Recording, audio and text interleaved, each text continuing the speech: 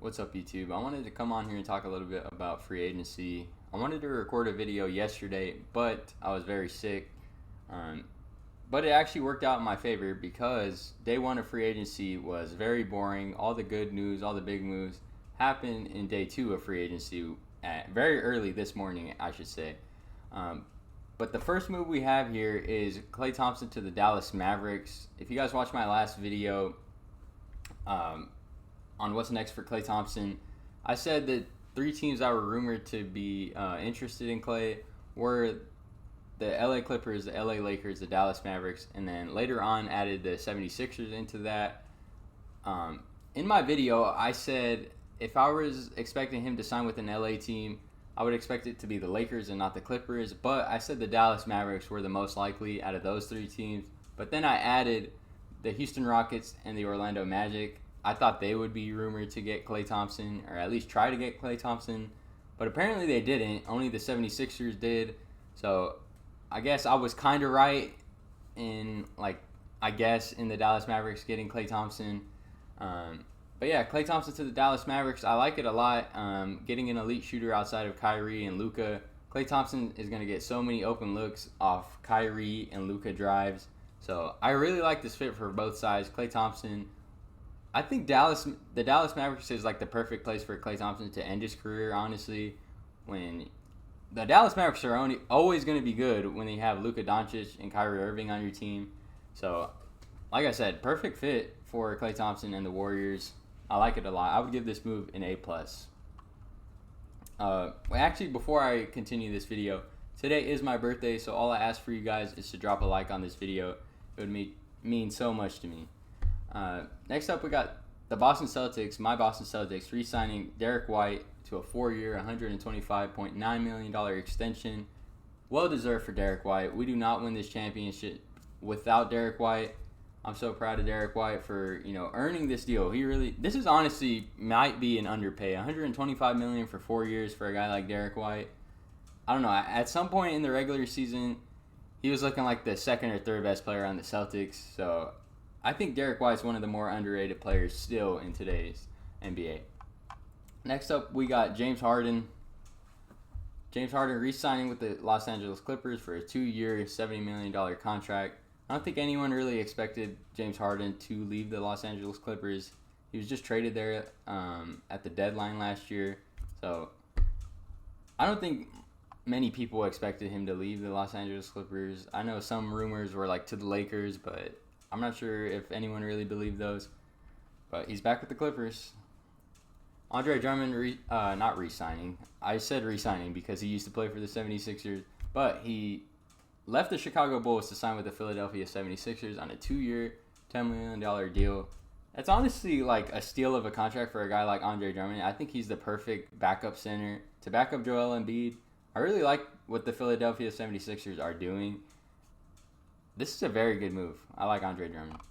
Very solid rebounder. Kevin Porter Jr., I don't like this guy. If you guys know what he's done off the court. Horrible human being. But he signed a 2-year deal with the Los Angeles Clippers. I guess from a basketball standpoint, very young player. Kind of has potential, but the off-the-court stuff, I'm not a fan of. I don't think this guy should have got another shot in the NBA. Kentavious Caldwell-Pope to the Orlando Magic. 3-year, $66 million deal. I like it a lot. For the Denver Nuggets, though, losing your starting shooting guard, I don't know, man. The Nuggets are getting worse. To lose Bruce Brown and KCP in back-to-back off seasons, I don't know. Not looking good for the Nuggets. They really need to. I don't think you can find a replacement for KCP, especially, I'm not sure what their cap situation is looking like, but I don't think they're going to be able to replace KCP, at least not in this offseason.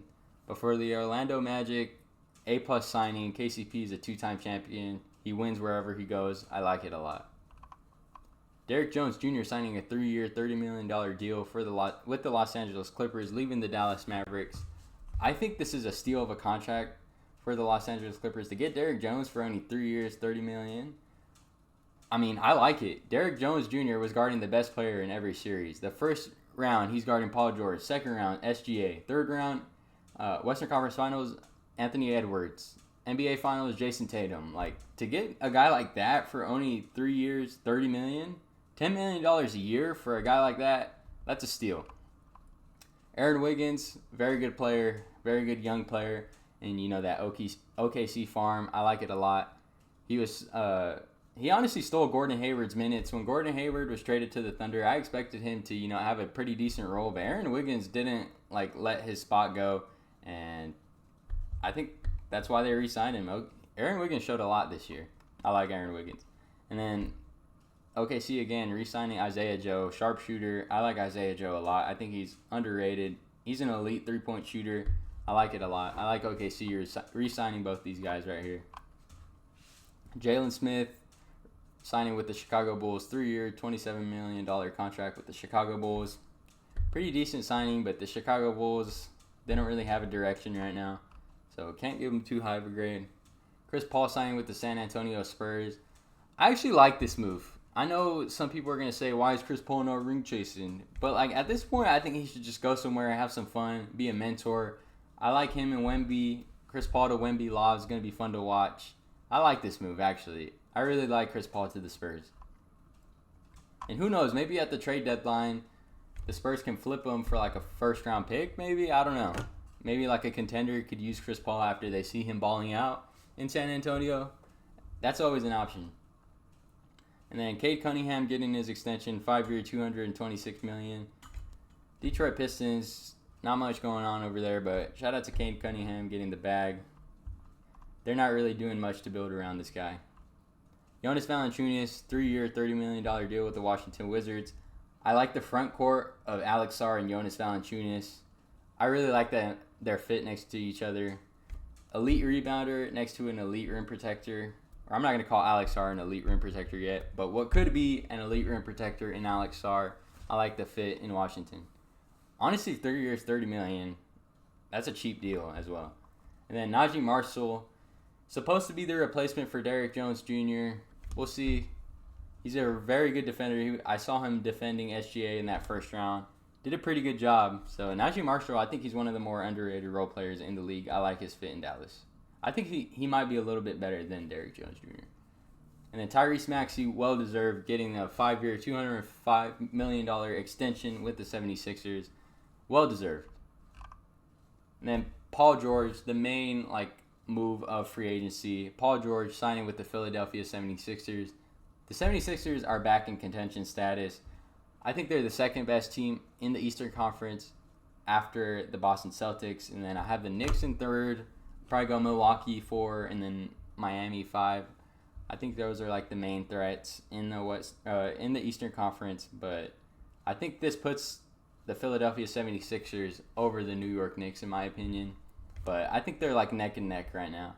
But I mean, Paul George being able to be a third option on a contender, I think is where he's could be the best at, especially at this point in his career. I like his fit in Philadelphia a lot. And then Isaiah Hartenstein, the last move we have here. Signing with the Oklahoma City Thunder.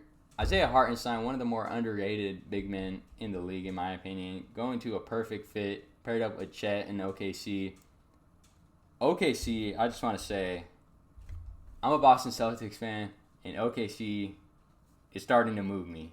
They're starting to put fear in my heart as a Boston Celtics fan. I think they're the biggest threat to the Boston Celtics. And man, OKC, I think it's going to be OKC Boston. If I had to pick two teams to be in the finals next year, I'm saying OKC and Boston for sure.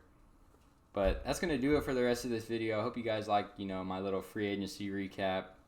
But yeah, that's going to do it. Make sure you guys drop a like and wish me a happy birthday in the comment section. I'd appreciate that a lot. I'll catch you guys in the next one. Peace.